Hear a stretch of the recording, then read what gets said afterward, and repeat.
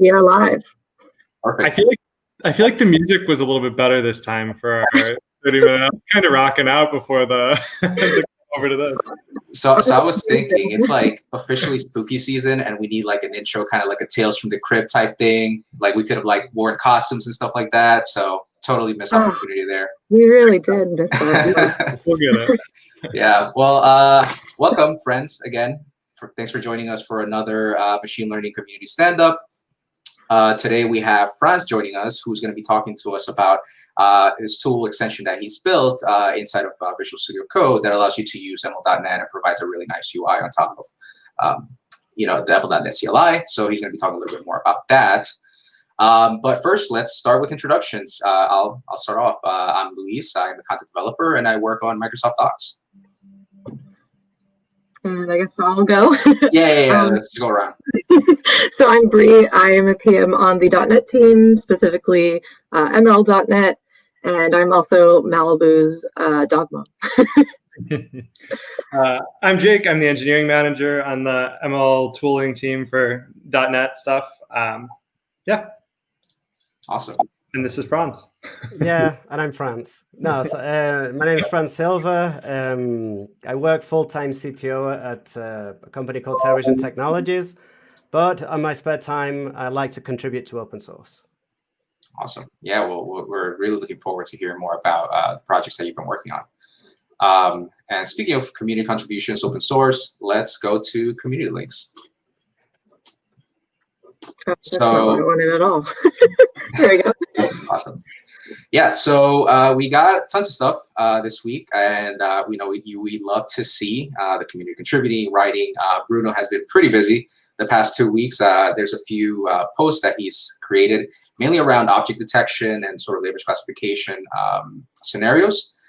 So this one here is just kind of like an introduction of how you can do ML.NET, how you can do object detection with Model Builder, right? This was something that was fairly recently announced and released inside of Model Builder. So you can go ahead and basically use Model Builder to build an object detection model that you can then deploy to your .NET applications. While he was sort of going through the exercise, I assume he ran into a few issues. And Bruno, if you're on, I didn't really see if you had raised an issue. But if there was some problem here, right, that you ran into, we definitely appreciate if you raise an issue in the repo, right, the machine learning model builder repository.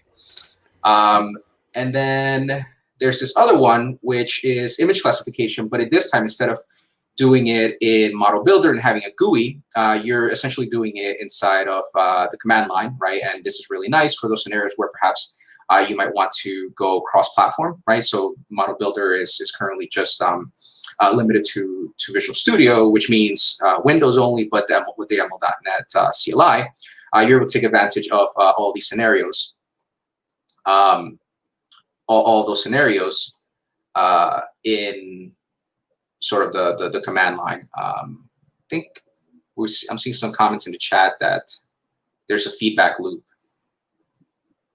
Not sure what's going on. Is anybody else hearing that? All right. Let us know in the chat if the audio sounds a bit messed up. Okay, so the audio, somebody says that the audio is good. Okay, so let's keep going. Maybe Kung Fury keyboard, maybe you might want to try logging off and logging back into the stream. Okay, so we have John here, who put out an update for his deep learning neural network video, right? So make sure to check that out. Kind of going along the lines of, in this case, he uses the API, right, to build this. So you can take a look at that. We also have a few videos that Biswa Ranjan, and I apologize if I may have mispronounced your name, but he's been putting out a lot of videos around Blazor and how you can use Blazor with ML.NET. So make sure to give those a look on YouTube. Moving on to product news and things surrounding the product. So if you would like to help shape the future, let me make this a little bit bigger. Might be hard to see. If you would like to help shape the future of MLOps or machine learning operations, which is kind of like DevOps, or the closest thing you can think of it is like DevOps for machine learning, And what that looks like within the .NET ecosystem, please go ahead and provide your feedback. Just take a couple minutes, and we'd love to hear from you. What you're doing in terms of DevOps practices, even if you're not doing ML ops or using sort of ML ops in your current workflows. It's interesting to hear what sort of DevOps tools you folks are using. That way, we can make that sort of experience a little bit more seamless and better. So make sure to let us know. We also have this is something that we talked about a few weeks ago on one of the community stand-ups, which is that there was some work happening to basically upgrade TensorFlow.net. It was the previous version, or originally ML.NET, was leveraging TensorFlow.net, which is a project from the Cypher team who we had on a previous stream as well. But it was using version 1.x of TensorFlow. With this new update, you can use version 2.x, right, of TensorFlow. And Jake, would you like to speak a little bit more about this particular change and what that means for ML.NET and perhaps even for the tooling? Yeah, sure. I can talk about it a little bit. The big reason why we wanted to move to TensorFlow, the latest version, is that there were some issues with installing CUDA, specifically in like the drivers. So it was kind of difficult to actually get the GPU training up and running without having any sort of like driver issues on your machines. Unfortunately, the CUDA version that was for the old TensorFlow was no longer being supported by upgrade, and we're excited that this brings us both to the latest version of TensorFlow, so you get all the latest features from TensorFlow, but also making it so that it's just easier to use it from Model Builder. Hopefully, we're still working on integrating it into our tooling, but hopefully in the next release we'll be able to give you an easier set of instructions for getting started with GPU training. It will still be limited to NVIDIA GPUs, but we're actually also exploring adding support for AMD GPUs and stuff using DirectML. So more stuff coming in this. Awesome. Yeah, I know that there's been a lot of work being done there with DirectML and being able to accelerate these training jobs. And you folks on the tooling side released the local GPU training scenario, right? So I can only assume that that particular scenario, as a result of this, will improve, right, or will get better. And yeah, cool, awesome. So still related to open source. If you folks hadn't read this news or seen these news, the .NET Foundation is joining the Open Source Initiatives Affiliate Program. That's really awesome. Again, sort of .NET Core and a lot of components of .NET, right? They're open source, including ML.NET. So what this means is now, it's just .NET and the .NET Foundation are sort of aligning more with these sort of initiatives that are happening in the open source ecosystem. So it's really great to see, it joins the likes of the Linux Foundation and other open source sort of foundations and projects that are out there. So this is really great to see. Still related to the .NET Foundation, this is something that's sort of soft launched. So if you're looking for speakers, let's say that you want to, let me zoom in here a little bit, make it a bit easier to see.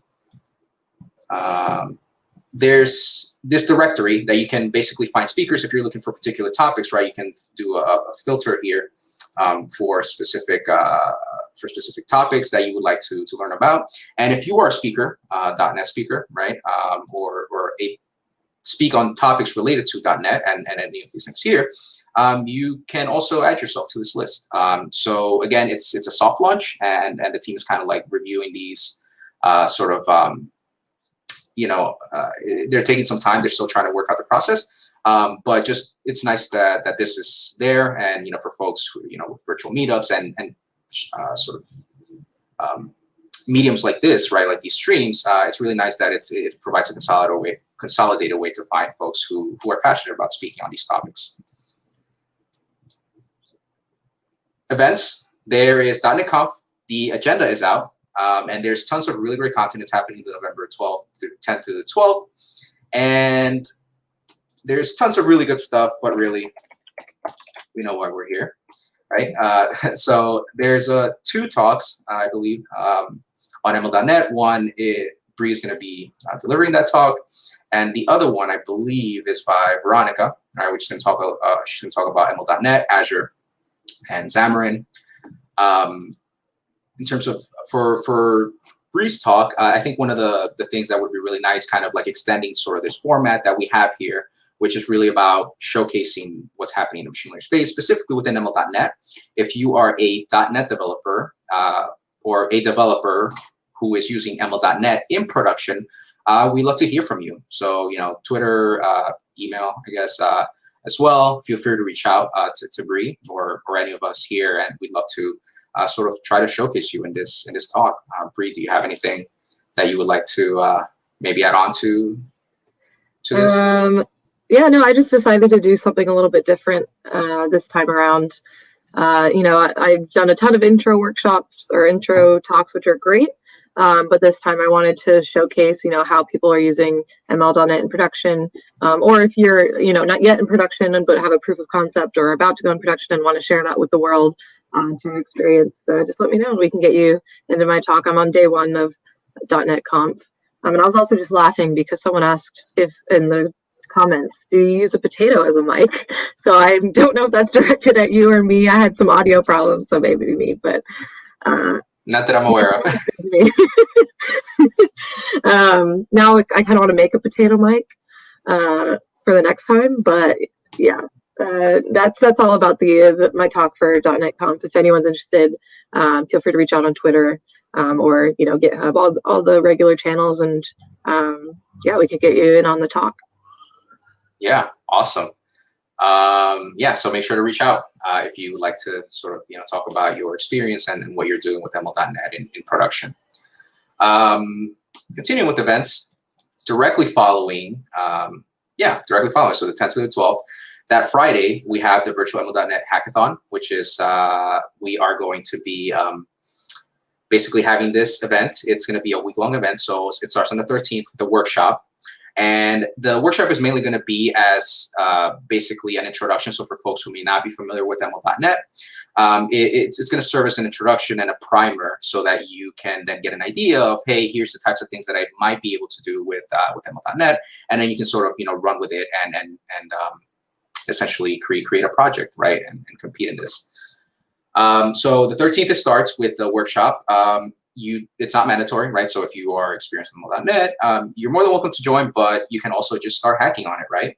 And it's going to be the 13th through the 18th. Your final submissions are due on the 18th, and then on the 20th, we'll be announcing the winners of this project or of this hackathon. Let's see here. So the first thing that you want to do is you want to go ahead and sign up, right? So you want to sign up and then make sure that you get your name and your information on there. First 50 people, a shirt, right? So get a shirt, sign up. And on top of that, once you've gone ahead and signed up, you can go ahead and create a project, right? And it's really pretty easy. You essentially create a project by opening an issue here in the repository, which I can't log into because I am not logged into GitHub. But essentially, you'd be able to open up or create a project and basically have a detailed description of it. I can kind of show you some of the projects that have already been submitted. Right, so you provide your idea and you provide some information about it.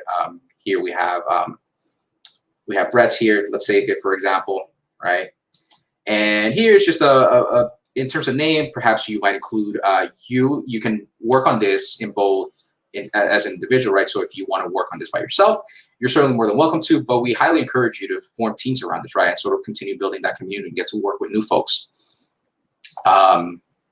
And yeah, so you provide a brief description. You also provide information about whether you're looking for teammates, and also if you would like to mentor for your team. And essentially, what that means is, if you want a little bit of guidance in terms of like, hey, is this something that's feasible? What do you think? Like that. Obviously, we wouldn't, the mentors wouldn't necessarily go ahead and directly be involved in the project, but at least they can provide, and those folks who have experience with ML.NET may be able to provide some guidance around certain questions that you might have. So. That's certainly an option as well. Yeah, so let's see here. Yeah, so we have 4. And yeah, just make sure to sign up and go ahead and create your project. We're really looking forward to it. And then last but not least, this is sometime in the future, but this is the Applied F# Challenge, which I believe the first one was last year.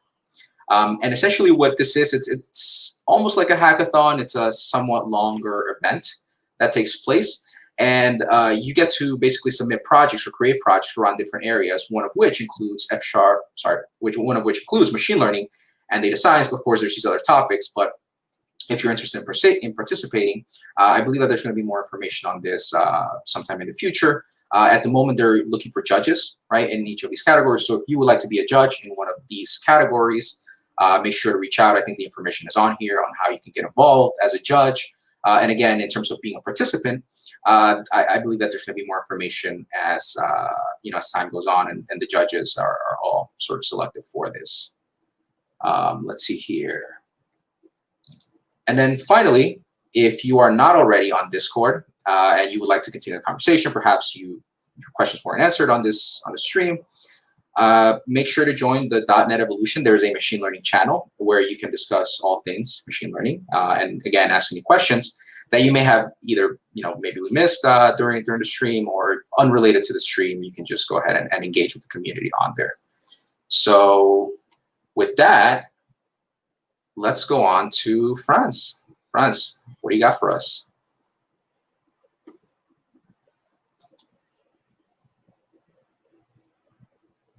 I think you're on mute, Franz. You are right. Yeah, so some time ago, I created an extension for Visual Studio Code. I have a small presentation here that I can show it. So if you can jump to the slide, perfect. Okay. Well, I think introductions, we've already done them. So once again, I'm a full-time CTO at TerraVision. I work with closed and open source technologies, and I'm a full stack developer also. I used to be a .NET developer years ago, but lately, slowly I've been transitioning into JavaScript-based projects and Node.js. But I've never lost my love for Microsoft technologies, and now that it's all open source, even more. So to explain a bit what the extension actually does in Visual Studio, it's an easy way to run the MLNET CLI commands from Visual Studio Code. Right now, the only way, at least in Linux or Mac, to have like a visual way to do this is by using the CLI only. So the whole idea behind this was to make it more intuitive or easier to run from Visual Studio Code. It has a wizard style view, so it just asks you for a series of steps of what you need, the parameters you need to run the commands. And of course, the idea is to offer a faster iteration to actually using the CLI. And well, one of the reasons, and I already mentioned one, was to increase developer productivity, and also to have like an alternative to the Visual Builder, the model builder in Visual Studio 2019, which is awesome, that extension. But in Linux or Mac, or even people that just used lightweight code editors, it's they have an alternative to be able to do it themselves.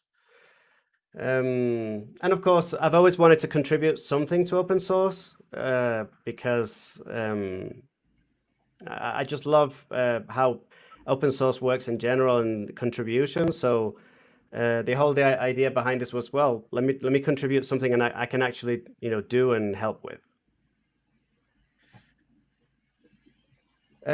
So let me just show a quick demo of how Visual Studio Code extension works. Let me know if this is okay, if it doesn't look small. You zoom in a little bit. Zoom in, okay. How do you zoom in on Windows? I've never known how to do that. I think it's Control Plus. Control Plus. Oh, there we go. Awesome. Perfect. Okay. So So mainly, the only things you need to be able to use the actual extension are to have the SDK installed. It can be .NET Core 3.1 and up, and .NET 5. It's working on .NET 5. I tried that this morning on the RC2 version. And also need the MLNET CLI, which you can install using the global tool for .NET. Just installing with this command, you can get the MLNET CLI installed. After that, all we would need is just to look for the extension. You can look for ML.NET. It's probably the only extension you'll find. And we just install it. So what we're going to do here is a quick test. So running from the command palette, for the ones that use Visual Studio Code, you can press Ctrl-Shift-P to open the command palette. And then you can find this ML.NET model builder in the commands. And the first thing it's going to ask you for is what type of auto train you want to use. That's from the CLI. In this case, I've only got two.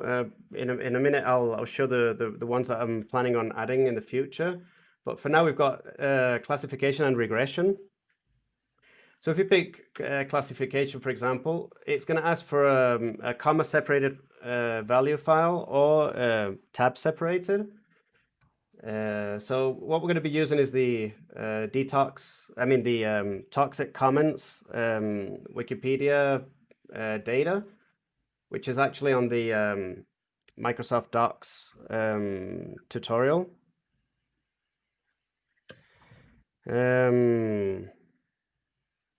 Oh, sorry, I clicked out of it.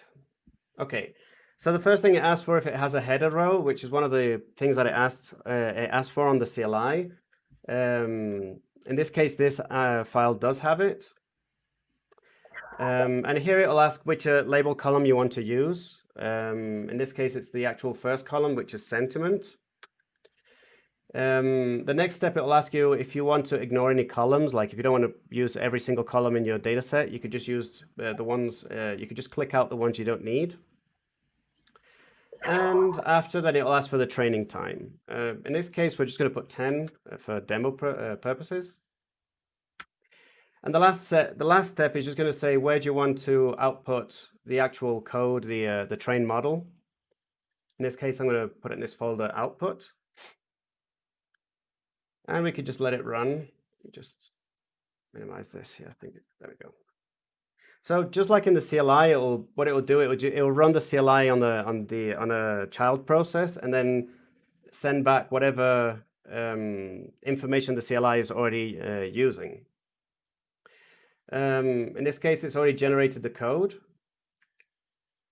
And yeah, so that made it a lot easier than having to, because if we put an example here, you have the CLI, and then depending on each one of the commands you want to run, then let me just put an example of classification. Then you get all the different things you need to add, like the data set, the label column, the path, and everything. So this makes it a little easier to just search for the file, import it, and then show it. So that was the actual reason why I did it. And creating the extension was pretty easy in general. So that's the actual reason why I did it. So let's go. Well, here, we can see the actual output of this. So it's your classic output from the command. It'll generate the actual solution, and you'll have your different methods and classes to be able to consume those models afterwards. Okay. So what are the things So right now you can do binary classification and regression using the actual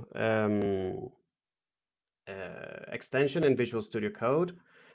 The future things that I'm planning on adding and is to actually have a bit more feature parity with the actual CLI. So like any of the commands you can do on the CLI, you can do them from the actual extension. So that's adding image classification and recommendation to the extension. A more intuitive UI. This is something I was planning. I was discussing with Jake also, like implementing a step wizard where you can go back and forward on the steps. Because right now it's just like one flow, and you really don't know how many steps you've got left to be able to finish the command. And the other one is probably implementing web views where we could actually create a nice UI similar to the one that's in the Visual Studio 2019 model builder. That's probably going to take more time to do something like this, but it's just finding a way to have feature parity with the rest of with the other IDE. The other thing I'm working on is a config file, so that all those steps that you're running right now, you could just have them already like predefined in a config file, and also you could just actually say model builder run, and then it will take whatever files you have in your configuration file and run it for you and export it and do everything for you. So it's not you don't have to go through all these steps every time you need to generate a train model. One comment on Go ahead, Franz. Go ahead. We're actually doing a similar thing on the model builder side, so we can sync and make sure our config files are compatible with each other. Definitely. Yeah, that would be great. More importantly, though, will it be YAML? You know, folks have strong opinions on that. I think it'll probably be JSON, but we'll see. Yeah, well, we can discuss whatever it's going to be, but yeah, I mean, whichever it is, we could probably add it to the so the extension can read from it as well. Cool. And last but not least, and this is more something that Jake mentioned in a call we had, is to integrate this with .NET Interactive, so that once you generate your trained models, you can play around with it just using .NET Interactive without having to have like a project and then creating all the methods to consume it and everything. Something that can be just nice, quick, and easy to play around with the actual trained model. Which would this is going to be very interesting. We still have to investigate how to do it, but it's coming. It's coming for the future. So ways you can contribute to the project. I still don't have like guidelines and things like that in the repo. I'm planning on creating guidelines and things like that in the actual GitHub repository. But mainly the ways that you can actually contribute is test it. I mean, please use it in your daily projects. Report any issues you have. I mean, right now it reads from a CSV file, a tab separated file, but I don't know, maybe I do have a mistake somewhere, and it's some large data set is not won't read it correctly. So please try it out. And of course, you can, in the same GitHub repo, you can request any new features you'd like to see. Like you can say, oh, you can do this better this way, or maybe I'd like to see some specific feature added. Well, we can in general, we can say if the CLI does it, then probably we can add it to the extension. And if not, then we can even escalate it even more and probably open a issue on the machine learning repo and see if we can have it added to the actual CLI also. And pull requests are welcome. So if you see any thing that you can help on the actual source code, you're more than welcome to create a pull request right now. I'll see if for this week I can create a set of guidelines for those pull requests so that we can all be in sync. But yes, they're more than welcome pull requests. For the rest, well, these two URLs, we can add them to the community links, I guess, the actual, repo and the extension. And well, yeah, that's my presentation for today. So can I put you on the spot here just Go a little ahead. bit? Would you be up for showing the extension again and just running it with a little bit more time? Yep. We had a question in the chat, Yep. so I just want to chat about it a little bit. As far as whether or not you have to implement the algorithms yourself, and the answer is no. So this is running using the CLI, and the CLI is based on our AutoML solution that we also use in Model Builder. And what we do is there's several algorithms within the within classification, and we iterate over them. So using our AutoML, we do what we call sweeping. So we sweep over the algorithms to figure out which one is going to be a good candidate, and then from there we fine tune it using hyperparameter sweeping. So there's no need for you to kind of pick your algorithm yourself. We'll pick the algorithm and kind of tune it. That being said, after you kind of go through this process, the code that's generated has the pipeline in it with the algorithm and the parameters that we trained against.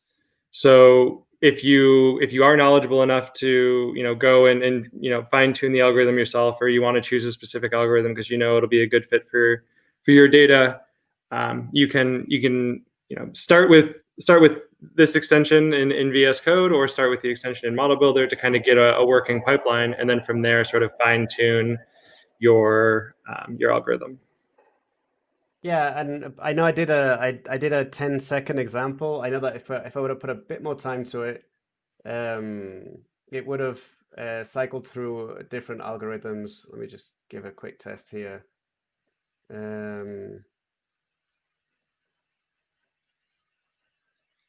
Okay, let's put it 30. I think 30 seconds. It will cycle through more. Just delete this one.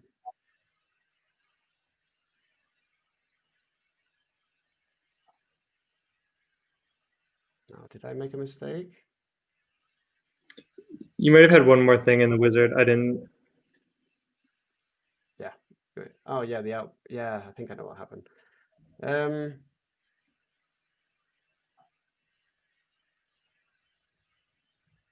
Hit a row, yes. Sentiment, okay. Train time 30. Let's put 20. I know I tested 20 this morning. It went through output. There we go.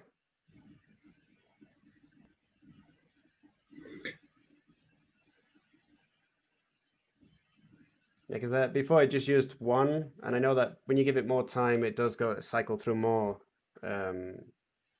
algorithms.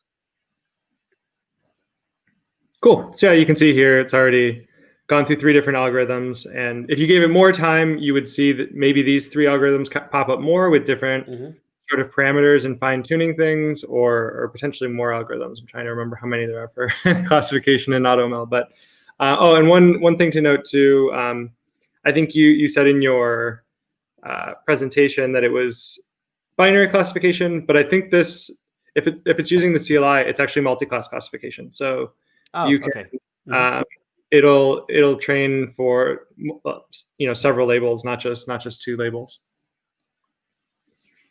Awesome. Cool. And it looks like we have another question. Albert asked, how can I clone this project? How can I clone this project? If it's to contribute to the actual source code, let me just open a window here. Just go here to GitHub. I should look for Franz Silva. That would be under users. Did I see that you already had some activity in the hackathon? Are you planning on joining? Is that with me? Yes. Yeah, I probably will. Yes. Nice. So yeah, here's the actual GitHub repository. You can clone it from here if you want. and then submit a pull request with whatever changes you need. If it's to actually install the extension, it's freely, you can just search for the extension on the extension store on Visual Studio Code. Yeah, and we provided the links in the community links, and we also pasted them in the chat. So if you're interested, you can check those out. Cool. Thanks so much, Franz. Cool. Yeah, no problem. Yeah. So is this your first extension, or had you built something similar in the past? Yeah. Or I guess other extensions. Yeah, I've built extensions, but they're not public. They're more personal and for the actual inside of the company. They're more like autocomplete for projects. For example, we have internal projects where we have a lot of code we need to rewrite every single time. So we have like code snippets and things like that for specific projects. So we actually create our own extensions sometimes to improve developer productivity. But this is my first public extension. Awesome. So what because you mentioned that you were a .NET developer, you're still or I guess maybe I'm jumping the question or leading there. Are you a .NET developer, or were you a .NET developer at some point? Okay. I was a .NET developer. I do not actually do .NET development nowadays, mainly because most of the projects that we work on are Node.js, Python, Golang, and any other languages. But it's more like we're looking for the opportunity to work with also .NET open source, and I think it's something like we're just looking like for the right moment to implement something using .NET, at least in the company. By myself, I have never stopped learning .NET. I've always kept up to date with whatever new technologies they're launching. It's like every single .NET Conf, I'm always like #1 guy to listen to Scott Hanselman, show whatever demo he has for .NET and things like that. So yeah, I mean, that's kind of me in that sense. And of course I do sometimes workshops. I did a workshop recently. I'm actually even here in Ecuador. I did a workshop recently on Razor pages as well, and those kind of things I like to do because I like to keep up to date with whatever Microsoft is doing. Very cool. Yeah. Sorry, I was going to ask if Malibu had a question. Oh. Let me ask. Malibu, do you have anything you'd like to say? How did you kind of hear about? Not at this time. How did you kind of hear about ML.NET? Like, what got you started with this project in particular? Well, it was mostly because I'm always looking for ways to solve different problems. It can be for client projects or it could be personal projects. One thing was doing image classification was kind of the things I was looking into in that moment. I was actually using TensorFlow and Python, but I noticed afterwards that there was a version for .NET. It was a lot easier to use. It was just very straightforward. So I said, why not start testing with this ML.NET? And I thought, well, that's great. And again, I used the model builder inside Visual Studio 2019, which makes it so easy to do all the work. And that's kind of it's more testing than actual production use, but it's got so much potential. Just to be able to use .NET for everything. I mean, it just makes it a lot easier. And that's kind of how I found ML.NET. I started with learning with TensorFlow, and then I noticed that Microsoft was investing a lot in machine learning as well, and that ML.NET existed. So that's when I started to test it. Cool. Nice. So taking a bit of a step back there, what was your experience? Because you mentioned that you started with TensorFlow and you were using Python. So, what was your experience with machine learning prior to, I guess, starting to use these tools? And what sort of projects were you building? You mentioned image classification, but if it's okay and to speak more about it, like what sort of problems were you trying to solve? Yeah, it was mostly the problem that we were looking to solve was to find if someone, not to give up too much about the project, but it was mainly because we needed to know if people were using the correct equipment on a let's say construction site. So we were looking for ways to say, okay, so is this labor using a hat? Is he using his safety jacket? Is he using these kind of things? And that's when we had started to like investigate how is this done. And that's kind of the reason why I went into image classification is to, we started with a whole bunch of pictures, like saying this is with a hat on, hat off, hat on, hat off, and then started to train all these models to be able to identify those things. So that's the reason why I got into the image classification. And at the same time, there's always one thing I say, like there's always a way that in .NET you can do it better. And it's not just like saying I love .NET and everything .NET. It's just true, in the sense that it's you want to do image classification using TensorFlow or whatever other technologies.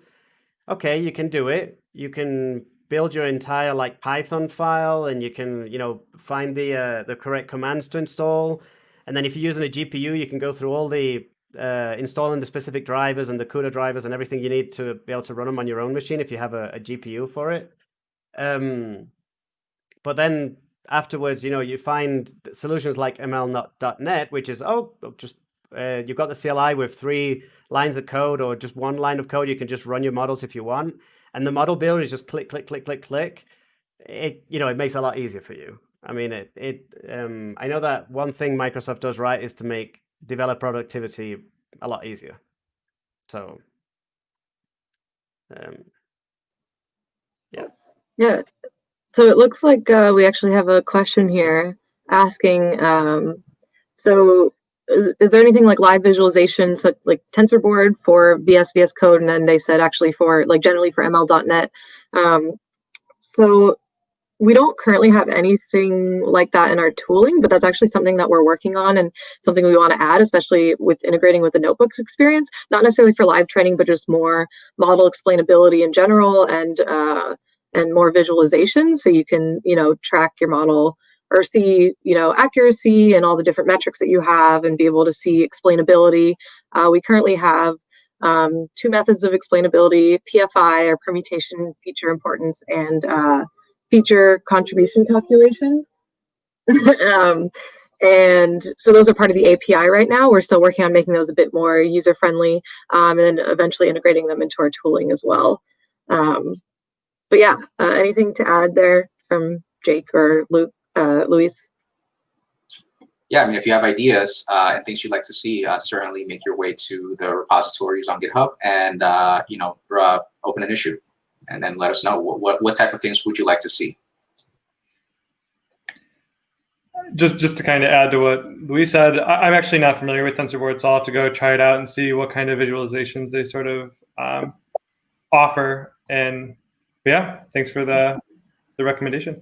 Yeah, and I think kind of following on that point. So with TensorBoard, one of the things that you're able to see, it's kind of like So this is a perfect example, right? Where the output from AutoML is like, here's the model that was trained, and here is the accuracy or whatever metric that you're optimizing for.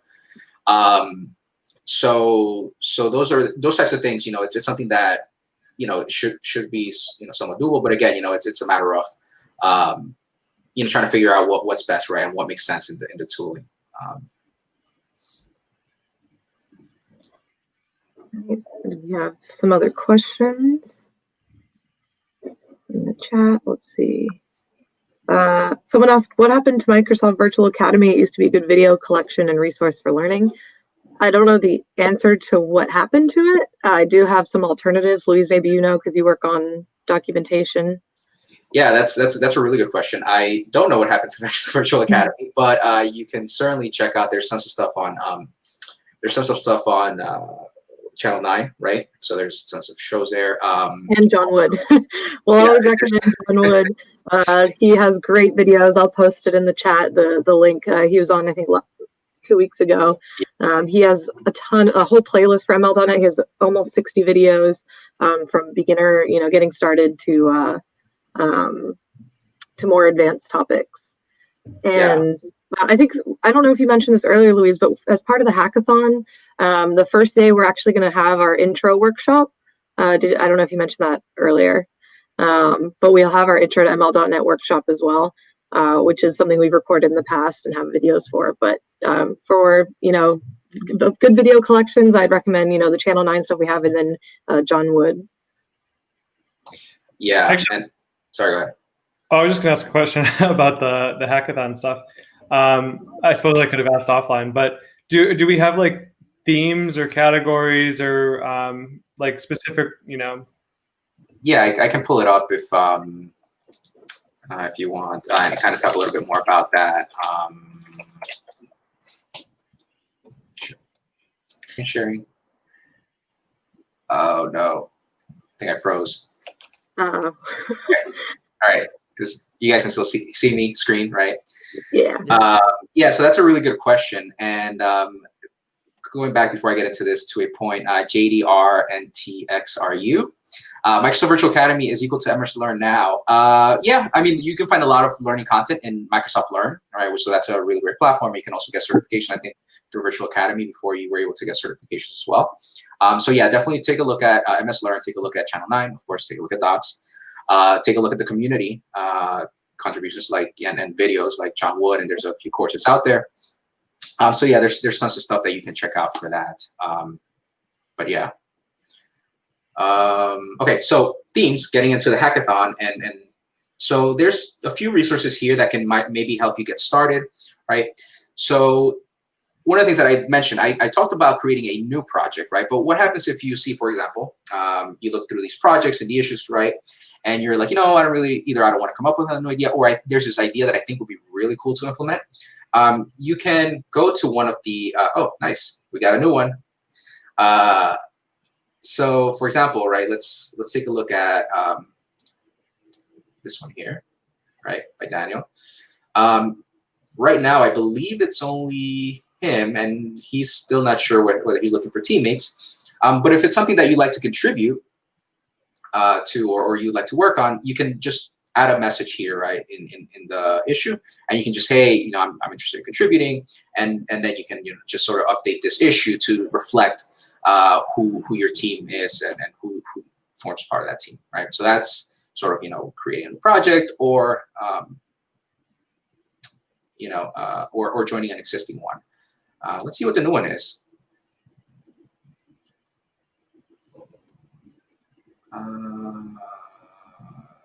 Okay. Just blank. Yeah. So Aminu 3001. When you get a chance, please go ahead and fill this out if you want to participate, and just provide a little bit more detail. But it's a good start. Love the enthusiasm. I think, Jake, were you asking more like if there's going to be like categories, which, Yeah, that's what I was kind of wondering. I just saw that in the F# thing that you showed off, Luis, they kind of had very like specific categories. I was just wondering if we had. So there is and there isn't. So this is another resource that's also in the repository. You can look at it at project ideas and things. So we don't have categories like, for example, like, hey, here's a price for tooling, here's a price for documentation. Mm-hmm. Like, we don't have it broken out like that, right? Because we didn't know how many submissions we would get. So as it grows, we definitely plan to do something like that. But we may give like special prizes, like most ambitious, or but nothing that we've actually like laid out quite yet, category-wise.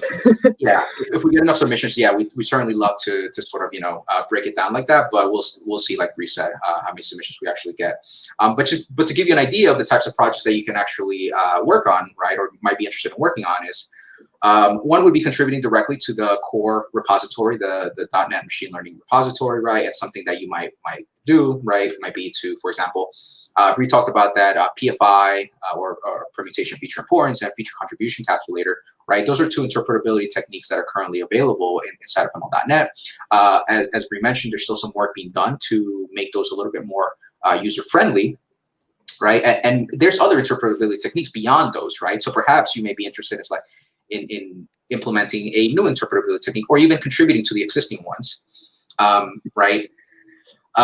Something else you might want to add, basically contribute extensions to .NET Interactive. If you're not familiar with .NET Interactive, it is this, one of the things that it provides you with, it allows you to work with Jupyter Notebooks and use .NET code inside of Jupyter Notebooks, right? So perhaps you might add an extension such as, I know one of you folks on the chat was asking, hey, are there visualizations, right, for these training jobs? So that may be something that you might be interested in adding as an extension, right?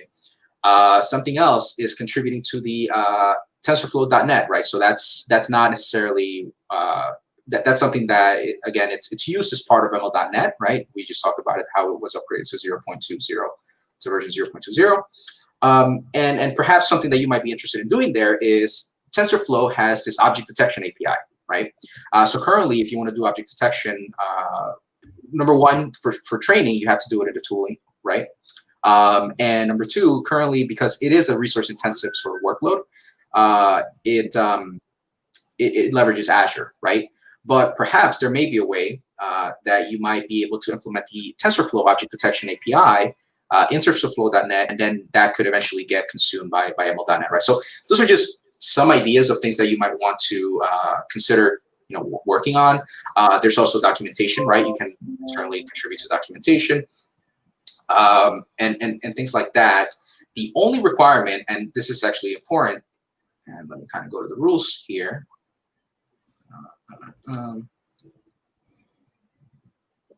The only requirement, like strict requirement, there's actually a few, but one is that it has to be a new project, right? So as awesome as the model builder extension for VS Code is, unfortunately, it's not a new project, it's an existing project, but you can work on essentially, like, let's say, I don't know, adding visualizations to the model builder extension or ML.NET extension in VS Code, right? So that would count, right?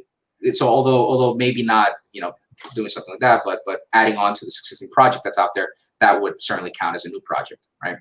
And then the other thing is you must use ML.NET in some way, shape, or form, right? So as long as those two things are sort of satisfied, and of course that you agree to some of these things here, that should be enough, right, to get you started. So hopefully that kind of gives, hopefully that gives a bit of a, hopefully that gives a little bit of an insight into what the type of projects you might want to work on are. Cool, thanks, Luis. Mm-hmm. I noticed a question in the chat about CUDA GPU. I can talk on that a little bit. So I don't actually know what the ROCm is, but I believe we're going to kind of increase our compatibility with GPUs using DirectML. I'm not sure if it'll have support for that. I can kind of figure out offline. But that's supposed to, anything that, with the way that the DirectML is sort of architected, anything that DirectX gets sort of like GPU optimization for, I believe that the DirectML should be getting some sort of performance boost from it. They're going to be working on sort of improvements over time. But again, I'm not sure with that specific processor. If you want to see it, please, leave your feedback in our repo. Always looking for that feedback and seeing what you all need added to the framework and tooling. We got another comment. These comments are really cracking me up. Moist Towelette says, useless class, waste of time. I don't know if you meant this stand-up, but if that's what you meant, I'm sorry that we were wasting your time. If there's anything that you wanted to see that we didn't show, let us know. That and the potato mic, is really... Yeah, we actually have another question here from S. Reddy that's kind of unrelated, talking about authentication and project templates with Entity Framework. So on this particular stand-up, we cover we cover machine learning topics, right? So anything, there's somewhat of a bit of a focus on ML.NET, but again, we bring on community members to come talk and show off their awesome projects like Franz, right? But if you're interested in Entity Framework, there is a stand-up for Entity Framework, I believe, which is it takes place every other Wednesday whenever we're not on, right? So you might want to check that one out. And something that I missed, and I don't think we talked about before, is there was a launch of .NET Live TV, right? Which is where you'll be able to get access to all of these stand-ups and different shows related to the .NET ecosystem. So make sure to check that out.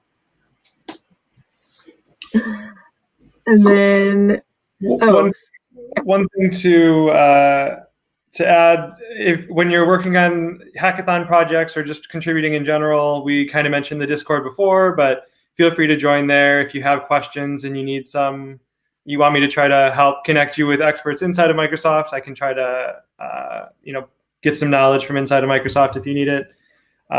One project that I'm kind of excited about, I'm going to actually maybe add it to your list, Luis, for the hackathon, is there's things that are sort of ML.NET adjacent, one of them being like data frame.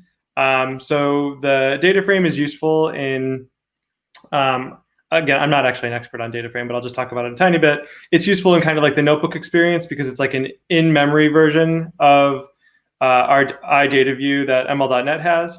And so what that allows you to do is sort of, visualize it and use it more in like in-memory ways like you would expect to, like show it in graphs and show it in tables and stuff.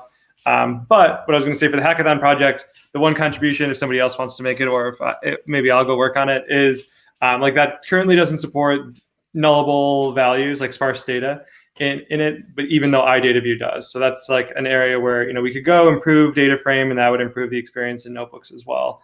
And I'd be super excited for that contribution. Just throwing that out there if anyone out there is really excited to go work on that.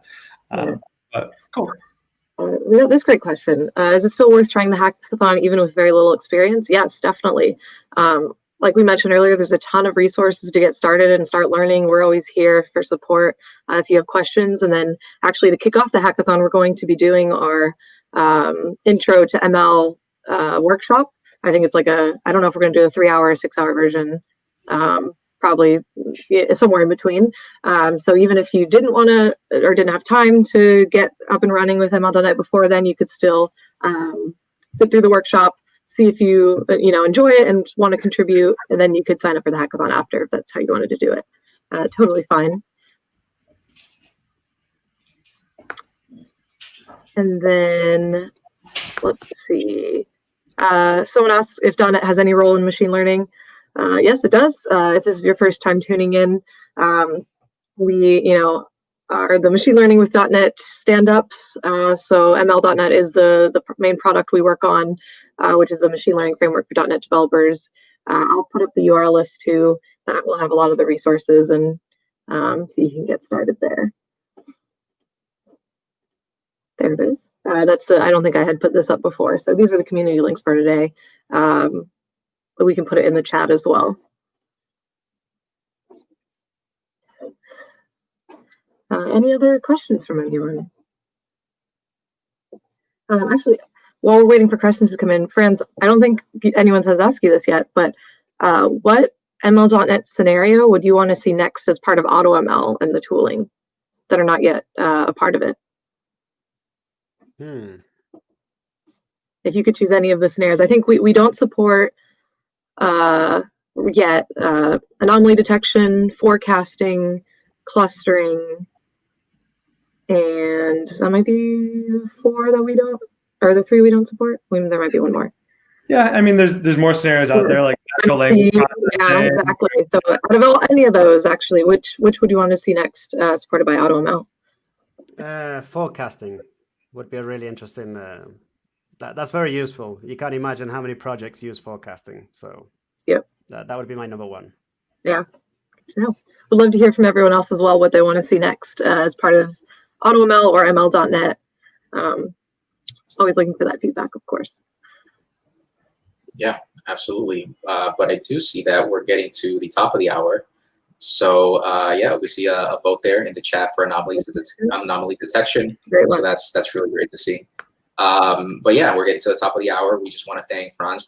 I believe we shared the Twitter. Other than that, is there something else or a better way to get in contact with you? Or is Twitter just fine? Twitter's just fine. All right, awesome. All right, so sign up for the hackathon. Like, subscribe, all the things. First 50 people to sign up for the hackathon get a free T-shirt. And next time it's going to be really exciting. We have Don Syme joining us, and he's going to be talking about automatic differentiation. So make sure to tune in for that on November 4th. And thanks again, Franz, so much for joining us and for contributing to the ML.NET tool set. We're super excited to have you as part of our bigger community team. Thanks so much. Yeah, my pleasure. Yeah, it's great. Thank you. All right. Thanks, folks. Catch you later. Take care. Bye. Bye.